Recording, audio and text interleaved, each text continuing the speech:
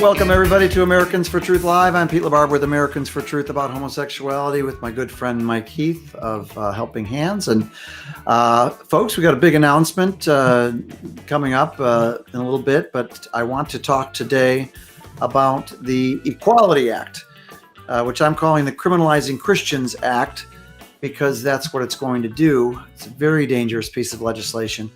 And well, Mike, let's get to the announcement first. We are going to be shifting ultimately to an evening show as opposed to daytime. And so we will not be doing our daily show for at least probably a week or two, Mike, until we get to a new schedule. We will probably in the transition go to maybe a once a week show, but this will be the last time at this time, noon central, for a while until we see what we're working on the website. We're doing some other things. And so all I can say is check out our website, americansfortruth.com, americansfortruth or .org. And we're going to be making that transition. We are going to be doing the show at a different time, but it's going to take some transition work on your end and on my end. So stay tuned. Yeah, it's very exciting. We're going to step back a little bit, learn some lessons from what we've done so far. We've produced 44 episodes. Congratulations. And we've learned a lot, and we're going to step back a bit, make some adjustments. Go to the website to stay in touch with what we're doing and how the show, when exactly and how the show is going to be coming back. Yeah, and we're totally committed to the web show. I've really enjoyed it, Mike. Right. We expect that announcement to come early next week, I would think. Yeah, and we've also got some work to do on the website. I really haven't been doing much writing recently. I'm going to be getting that set. But anyways, know that the show will continue. Hopefully, my goal is I want to continue doing the daily show, but we need some transition time. You guys are growing leaps and bounds. You've got more shows coming on. There's adjustments you need to do on your end, partly because you're growing, because there is a great demand for people to get their news unfiltered. And as we've talked about many times on this show, Mike, we're not just talking about filtering on the left by the left. Of course, we're going to be talking about, in fact, I'm going to be pulling up an NBC News story on the Equality Act, which illustrates leftist media filtering, but we also have filtering on the right. And that's why our show is unique, because we just tell it like it is on the homosexual, so-called gay, trans agenda. We tell it like it is. And there's a lot of filtering on the right, Mike, which is not politically incorrect to talk about. Even Fox News, I've written a whole paper on that. But Mike, we don't do that kind of filtering, which is why Americans for Truth is needed. But let's cut right to the Equality Act. Jared, speaking of filtering, pull up that NBC News story first. As always, Mike, when it's an agenda that's loved by the left, which is all things gay, right? And now transgender, they do everything they can to pull out the news stories on it. So Jared, let me see that one. If you got the NBC News story on the Equality Act, Mike, this is classic. I would say that it's not filtering that's been going on. It's censorship. And from the beginning of both Roman Catholic and Protestant responses to this idea that sex outside of marriage is benign, we have actively censored ourselves. We have censored in public conversation the entire portion of the gospel that includes judgment. We have done that. We have censored ourselves, and now we're paying the price. As usual, you went even deeper than I did, Mike. and I want to go deep, but I also want to go shallow here because we've got some very shallow stuff on the Equality Act. This is an NBC News story. Now, I'm just going to go through my Reed Irvine. Reed was founder of Accuracy in Media, the first guy to really take on the media in a big way. And I loved Reed Irvine because he was such a great man in terms of he just never quit. And he is a man who deserves honor in the sense that he did what way before Trump and fake news was Reed Irvine. Before Brent Bozell and the Media Research Center, Brent basically systematized and professionalized the AIM operation. There was Reed Irvine, and Reed was the first. And actually, he helped Brent Bozell get his start. Very few people know about that, and Brent Bozell's done tremendous work. But look at this story. You could just go down it, Jared. Let's look at, first of all, the very fact that there is a story, because when conservatives introduce their legislation, you don't see a ton of stories about it, a ton of puff pieces about it. But that's exactly what you get. You get all the Democrats. Tammy Baldwin, there she is, open lesbian, right there in the middle. Go down a little bit, Jared. Go to that picture. Great point, Pete. That's a great point. Yeah, I mean, you don't get the media circus, the media. Just the showering of attention as you do on the left. And so the media propaganda, whether it's you're talking about the election of Donald Trump, whether you're talking about specific legislation like this Criminalizing Christians Act, which they're calling the Equality Act.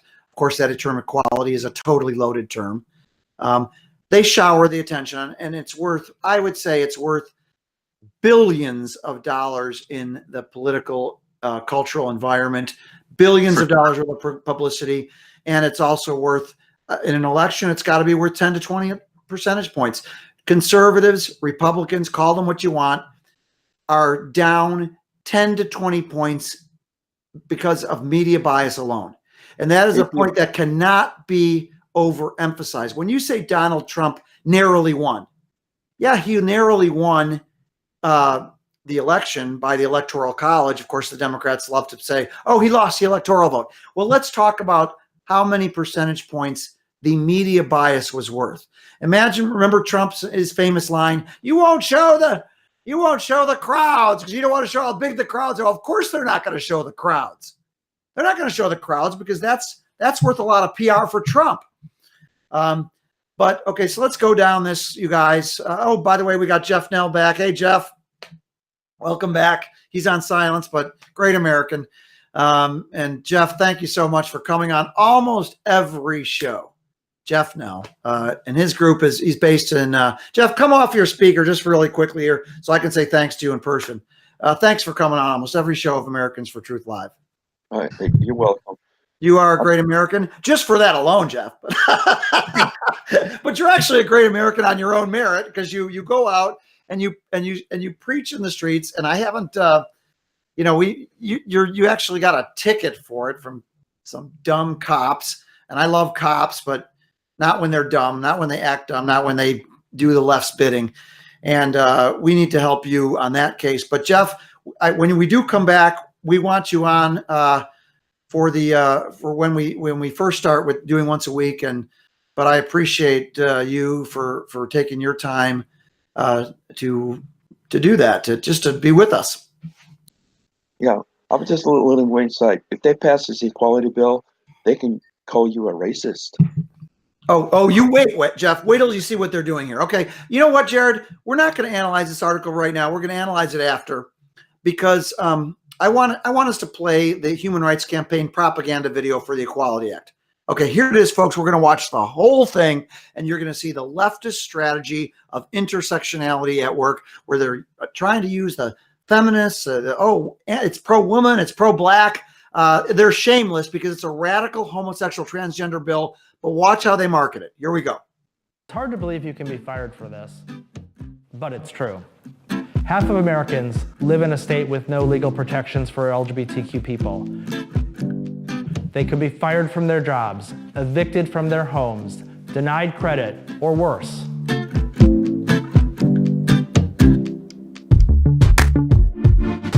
Imagine you're a gay couple celebrating your anniversary. You walk into a restaurant to have a nice dinner. The manager or the server doesn't approve, says they won't serve you, tells you to get out. That's wrong. Okay, stop it right there. Stop it right there, Jared. Put a pause on it. Janet Mefford made a great point. I was just talking to her offline. The reason they have to draw cartoon characters is because they don't have real cases of guys getting turned away at restaurants. Great point. They need a cart. You know how long they've been soliciting people to file discrimination cases? Give me a break. The people who are getting discriminated against in this culture are the Mike Heaths, are the Jeff Nells, are the Jack Phillips, are the Melissa and Aaron Kleins. They're the people who are facing huge lawsuits, who are being put out of business. Are you kidding me? You need the cartoon characters, HRC, because you better believe it. If they had an actual guy, I went into the restaurant to get my very expensive meal because statistics show that gay activists make a lot more money than the rest of us because they got double income, no kids. And I couldn't get my linguine because I couldn't eat. Oh no! And they turned me away. They said, "Are you gay?" And I said, "Yes." And I'm gay, and I want my linguine. And they said, "You're out. You're out." No. That doesn't happen. That's why we need fake hate crimes. And guess what, folks? Guess what there are? There are fake hate crimes from restaurants where they say, "Oh, the waitress, the cruel Christian waitress, she served me my meal and said, I disagree with homosexuality by hateful Christian waitress, hateful Christian waitress." They make these up, folks, because there's not enough real hate. That's why there's all the fake gay hate. Hello, Jussie. Jussie, we got to do that. What's that song? Jussie's, there's a song with, sounds like Jussie. But Jussie Smollett, they had to create the hate because there's not enough real hate. They have to draw cartoon characters because people are not being turned away from restaurants. Now, I will say that there are, when it comes to transgenders, yes, there are people who say, you better believe it, Mike. If you had a restaurant, let me ask you this, Mike. If you had a restaurant, Mike Heath's Bar and Grill, and I showed up in a dress. Now, I know that's disturbing. Pete LaBarbera in a dress, disturbing thought. Genuine hate crime. Genuine. If I wore a dress, that would be a genuine hate crime. Okay. Now, I show up in a dress, Mike, because you know what? I woke up. It's Friday. It's tranny day for me. Uh-oh. I just said it. I said tranny. Okay. Pardon me. Forgive me, thought police. I'm waking up transgender today, Mike. I'm perceiving my gender identity as I'm a trans woman today. And then I say, Mike, I've been a host here's my resume. I've hosted at 20 other restaurants, and I'm sitting here pretty homely in my dress. And Jared, I know you can't concoct that fast. You're not that fast to put Pete LaBarbera in a dress on the video. But I want a job, Mike. I want a hosting job. And my perceived gender identity today is trans female. Okay? Jared, don't you dare try to draw me in a dress. I know your young millennial mind is seeing if it can turn me into a dress, because millennials, you know what? They're fast on the computer. That's their point of pride. Oh my gosh, you old people are so slow. You're so slow. You can't do it quick. Okay, so then here you are. So I'm applying for a job, and I want a job, and I've got lots of hosting experience. Will you give me a job, Mike, for your restaurant? And you say, no. Well, the first thing I do in this culture is have a heart attack because I don't know how to respond to it. because I know no matter what I do, I'm facing a lawsuit. I'm facing sensitivity training. You're facing, under the Equality Act, you could face a federal lawsuit. That's the key, Mike. A federal lawsuit. So there's a situation where, and you better believe that transgender activists are going to be targeting these jobs. They have shown themselves to even make the gay activists look moderate. That's how radical transgender activists are. And we've seen so many examples of that. And so you better believe that you are going to have LGBTQ activists targeting especially Christian-run small businesses. That is going to happen under the Equality Act. That's why, and you should, even if it's based on appearance alone, let's face it, one of my, axioms is men make bad women and women make bad men. That's just Well, there's no- so most transgender men who are posing as women are homely. I mean, they're home. They don't make good women. And so based on that alone, you want a beautiful woman to be the hostess at your restaurant, Mike. You don't want a 235 pound man in a dress showing up. We had this happen to us at the Christian Civic League of Maine's office. My editor of the Christian Civic League Record was at the office alone, and a man wearing a dress and holding a purse entered the building, pretty small office building, and demanded to see me. I wasn't. Yeah, hold on. So Jared pulls up Caitlyn Jenner. Caitlyn Jenner has countless thousands. He's not going to be your case, Mike, right? He's got countless of there's those hands. Yeah, man, I wouldn't want to be punched by those hands. But go ahead, Mike.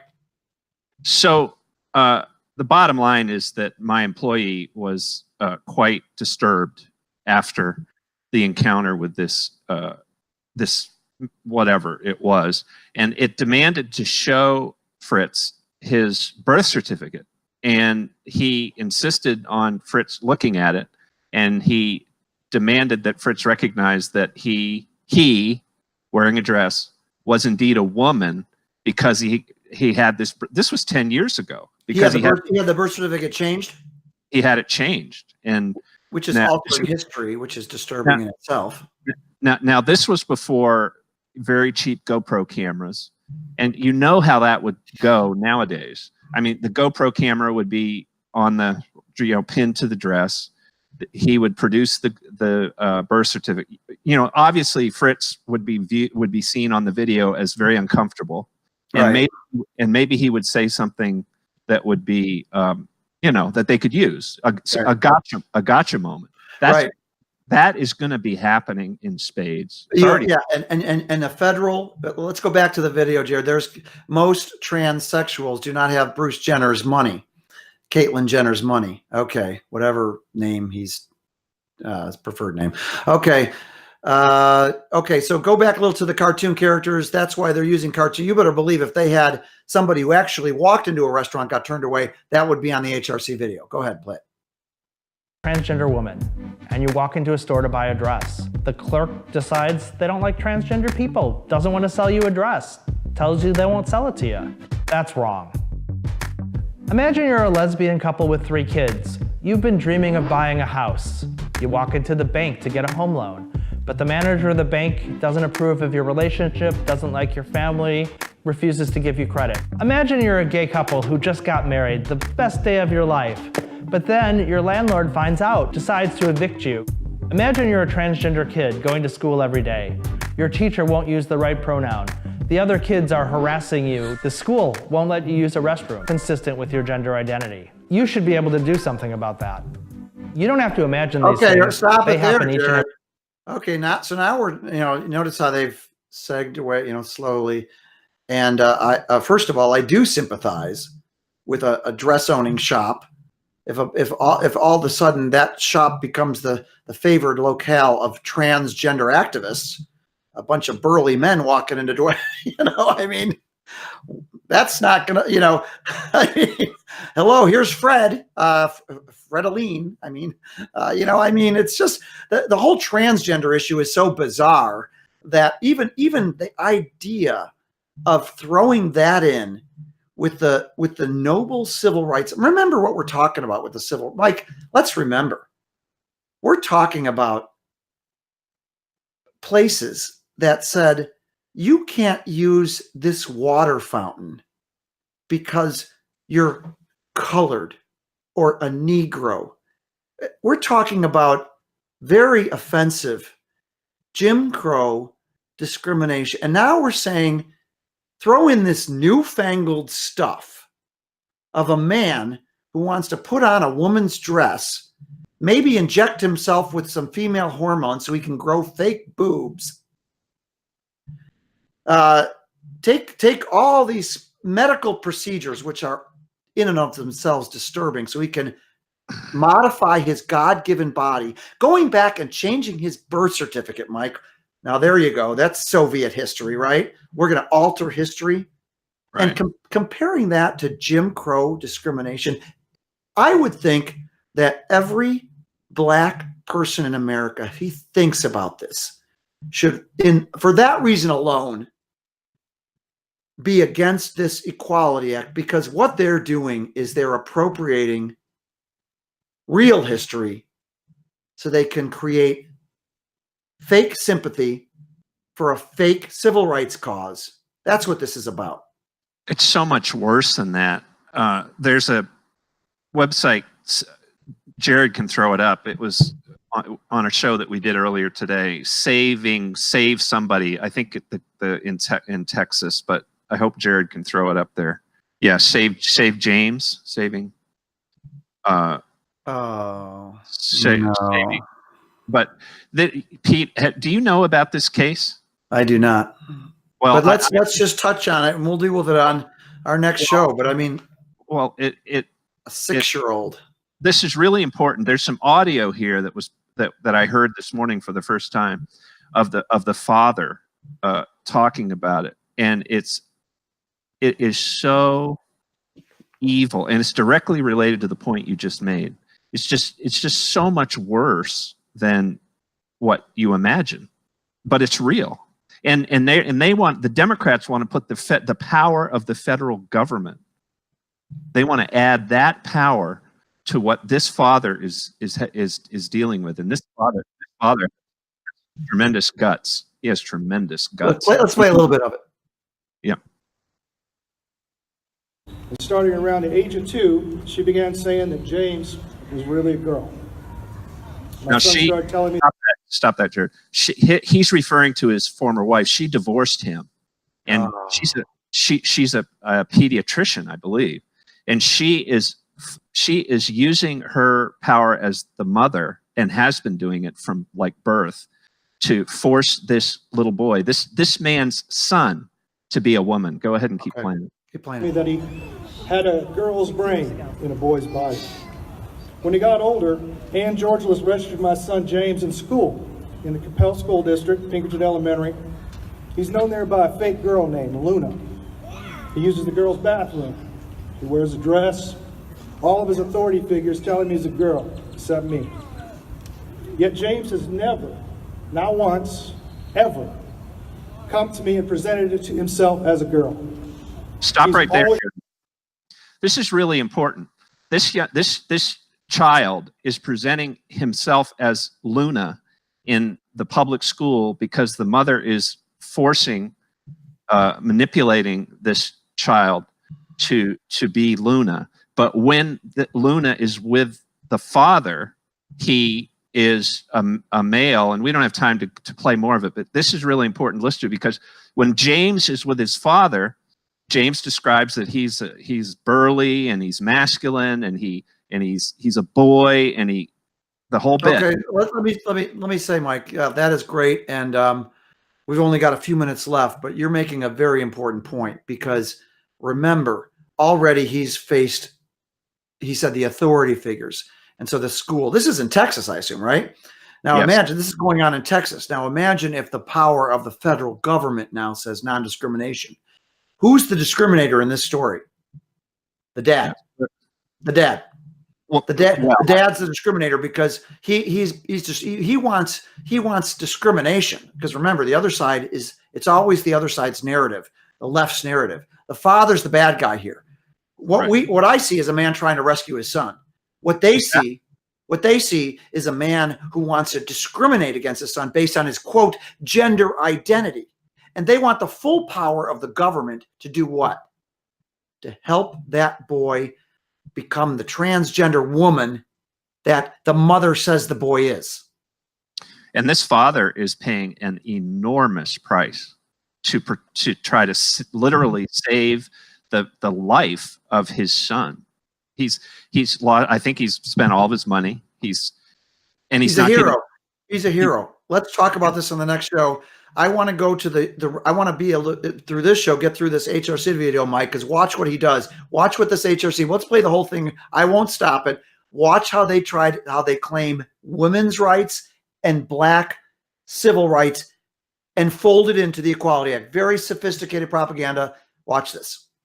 every day. That's why we need the Equality Act. The Equality Act would provide federal protections on the basis of sexual orientation and gender identity in all of these key areas of life: employment, housing, credit, education, jury service, public spaces and services, and federally funded programs. The purpose of the Equality Act is to provide the same protections to LGBTQ people that already exist in federal law. But federal law is not perfect. There are ways to improve it as well. One of the things the Equality Act does is it adds protections for women. Right now, women are often charged more when they go into a dry cleaner than men for the same service, the same type of shirt. The Equality Act would fix that. If you're a person of color, under current federal law, you're protected in a lot of ways. But if you walk into a retail store and the mall security trails you and your friends around the mall because you look suspicious, that's not illegal now, but the Equality Act would give you recourse. The good news is the House of Representatives will soon be voting on the Equality Act. But we need your help. We need you to call your member of Congress and tell them to vote yes.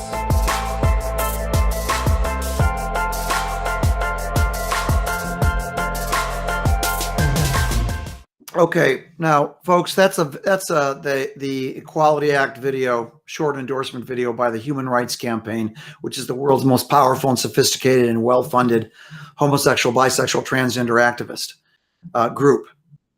And note how they throw women in there. They're actually going to say that this is going to help women at the dry cleaners and Black people not be mistreated at the mall. If there's a problem in those areas, solve it on its own. Don't try to say that's part of this radical bill, which is going to declare unequal things as equal. And you saw what it applied to, Mike. Federally, everything that's federally funded, schools, jobs. This is by far the most radical and far-reaching piece of LGBTQ legislation that I've ever seen. And its scope, this would radically alter our nation. And go back to that NBC News piece, Jared, because in this piece, it goes through, and there's them happily announcing it, the Democrats.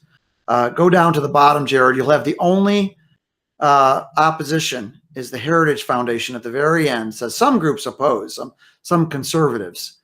But before that, they say that Trump, here it is, while President Trump has not, okay, but conservative groups like the Heritage Foundation say that, quote, the Equality Act would undermine the freedom to think and act according to our beliefs. According to Emily Cow, director of the foundation of the Richard and Helen DeVos Center that's so one tiny little quote from the Heritage Foundation. And then it says, President Trump has not yet commented on, and it pulls up some old Trump thing. Now, Mike, I have written about this. It's on our website. Trump, back when he was more to the Democratic side, actually came out and suggested something like the Equality Act. Trump's been all over the map on politics, but note how they pull that out. Isn't that interesting? How they're, of course, we would hope that Trump would listen to his Christian base and his conservative base, and he would not. I'm sure that Trump would come out against this, but note how they throw that in there to show, hey, look, this is something Trump might support. I'm not sure, Peter, even though I support Trump, that I'm not sure how he'll come down on this. I'm not sure. Well, this is why we have to right now. If you're watching this and you say, what can I do? Number one, you need to go to your legislators, your federal legislators. That means you have a single representative in the House of Representatives, and you have 2 senators. Every American does. And you need to tell them to oppose this bill called the Equality Act. I don't have the number up, Jared. See if you can pull the number up. Actually, you have the bill. Pull the bill up itself, Jared. The PDF that I sent you. There it is. HR 5. Okay. You need to oppose HR 5 to your representative. You need to say that this bill would criminalize the actions of people merely acting on their moral beliefs or religious beliefs, that homosexuality, that so-called gay marriage, that transgenderism and all its outworkings is wrong. And you need to tell them to oppose HR 5, number one.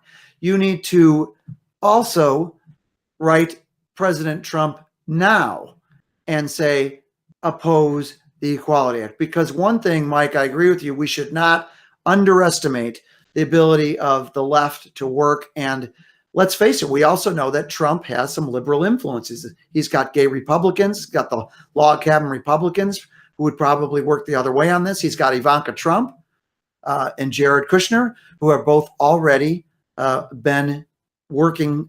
They have endorsed homosexual activist legislation. Ivanka Trump celebrates, gay pride during June. She sort of goes out of her way to signal her approval of that, which I think does not make sense because she also identifies as Orthodox Jew religiously. So you're absolutely right, Mike. We need to start lobbying now because we do not want this anywhere close to being enacted. And the Senate is a place where who knows where this could narrowly pass in the Senate if some Republicans went the other way. Yes, and you need to approach your 6-foot icicle in your pulpit and challenge him to help his congregation understand the grave threat posed by so-called gay rights. Yes, and the Equality Act is the most radical homosexual, bisexual, transgender piece of legislation ever proposed, and it would criminalize Christians, the outworking of Christianity, which is Christian, Judeo-Christian morality, biblical morality. And we will go into it in depth. We're going to scour this bill. I want Mike and I and Jeff and Jared and everybody to read this piece of legislation. But notice how they're throwing in sex discrimination to make this sound like, hey, this is something that advances women's rights too. And that's a sneaky tactic that the left is using. It's called intersectionality. It's uniting all the oppressed groups under identity politics and saying we all need to work together. And who's the one they're working against? Basically, conservative Christianity is the number one foe, the number one enemy of this leftist tactic. But it's going to be effective. Mike, we're out of time. We will, as I said earlier, there's going to be changes coming. This is the last daily episode for now. We're going to move to another time. Our friends at Alpha Technology at Helping Hands we are going to retool the show to be it's going to be an evening program, and we will check back to Americans for Truth. We're also going to be working on the website. I'm going to be devoting some time to that. Check back, and we will be most likely be segueing first to an hour show, but then we will ultimately, my goal is to get back to the daily show at a different time. But Mike, thank you for all you've done. Jared, thank you for helping launch this show, and we will be back. And thank you everybody for watching. Mike, tell people how to support one more time. Yeah, go to americansfortruth.com, and that is going to be the place where you will get up-to-date information about the continuation of this critically important program as we march toward the 2020 presidential election. And so go to americansfortruth.com, click on that blue donate button, and let us know you support us by making a donation today. Yeah, and folks, you can also sign up for the newsletter there at the top.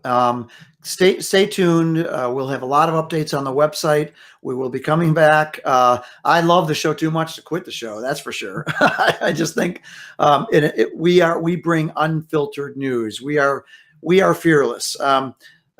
They say on Fox News that I think Brett Baer's slogan is one of it, balanced and unafraid. But unfortunately, Fox News is afraid of this agenda, and a lot of people are. I'm not surprised Fox News is afraid of militant homosexual activism, transgender activism. For goodness sake, a lot of corporations are.